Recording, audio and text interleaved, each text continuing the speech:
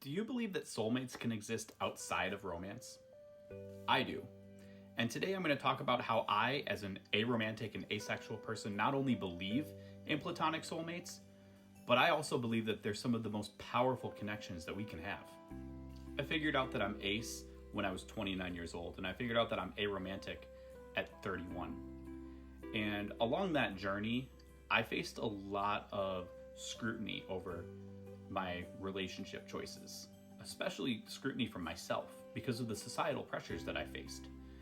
But I also felt it from other people who expected me to have certain kinds of relationships in my life and to value certain kinds of relationships. I felt like I was always searching for something and I didn't quite know what it was. Like, I was looking for that one person. And I was following this ideal that I'd been fed for most of my life about what that ideal person should be like. What I didn't realize is that I'd already found some of them. And it wasn't just one person, it was a handful of people who I would call my platonic soulmates.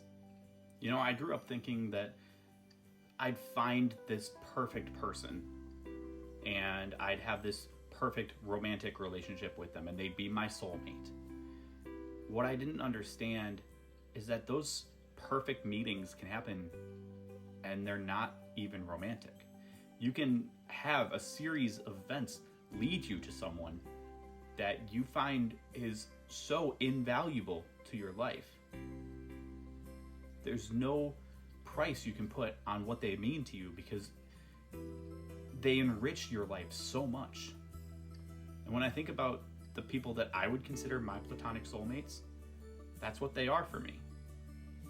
I've lived a series of events that led me to them. In some cases, it's the pursuit of romantic relationships that led me to some of the people that are in my life that matter, such as the girls that I dated in high school. One of my best friends today, to this day, was a friend that I met through a girl that I dated in high school. It was one of her best friends. And now she's one of the most important people in my life. This friend that I met through my ex.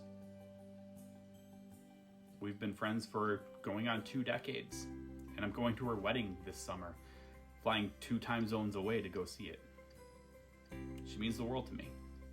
Sometimes a platonic soulmate can come from trying to make a romantic relationship work.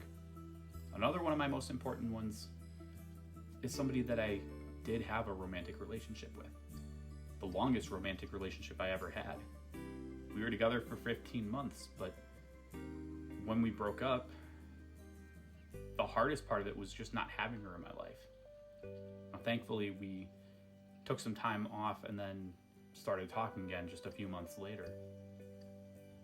But those 2 months or so that we didn't talk were very hard for me. I would say that now our bond is stronger than it ever was when we were in a relationship. Because the friendship that we've forged, we've been there through thick and thin for each other.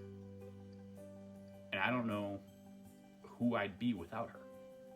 It can even be something as simple as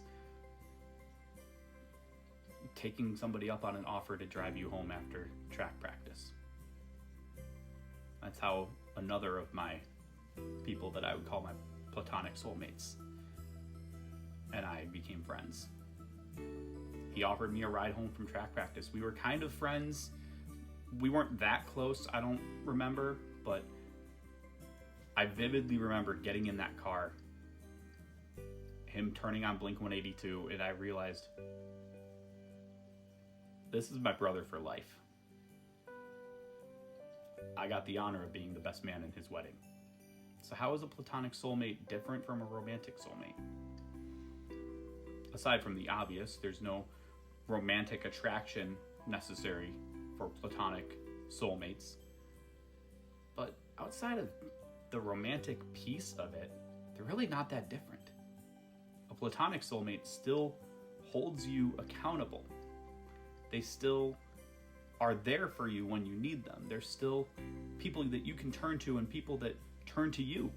They're people you can be openly honest with, that you can trust with your whole heart. they make you a better person. Just because I'm aromantic and asexual doesn't mean that I can't form strong, lasting relationships with people. They might look a little different than what society thinks I should be having, but they mean the world to me.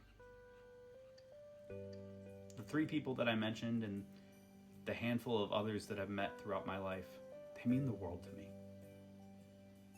You never know where you're going to find one of these platonic soulmates, but I wholeheartedly believe in them. And I believe that I've been lucky enough to find some. I hope that you do too. Have you met your platonic soulmate yet? Tell me about them in the comments. And don't forget to like this video, share it with others, and subscribe for more content like this. Let's continue to learn and grow together.